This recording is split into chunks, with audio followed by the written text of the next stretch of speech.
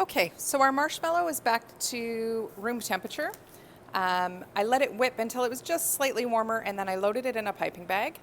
I've loaded it in my piping bag with it's just about a 1/2 inch plain round tip, so a little over a centimeter.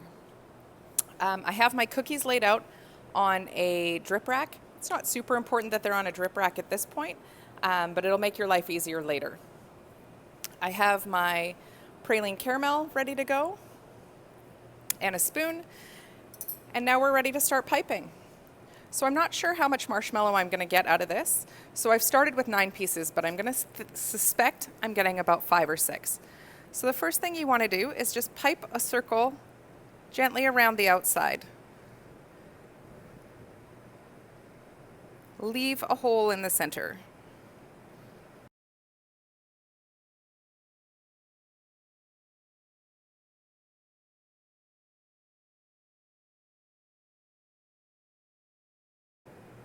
Keep your piping bag above the cookie so that your marshmallow comes out in a nice round tube and not a flat, squished circle.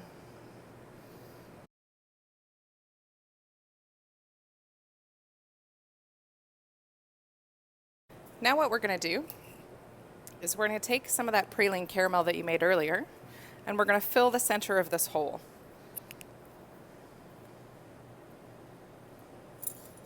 I'm going to use 2 spoons.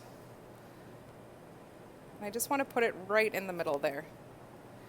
Pretty healthy spoonful.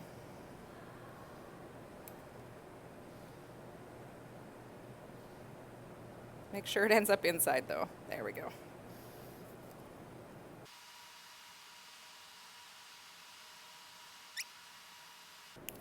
Okay, I'm going to put that to the side.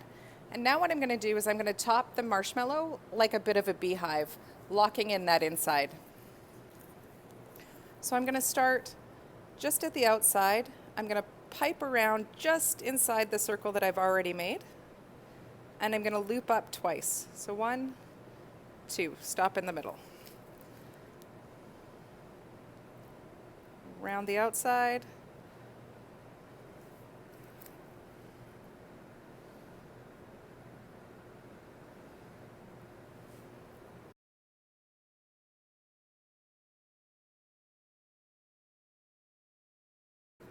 It looks like I have enough marshmallow maybe to do the other 3.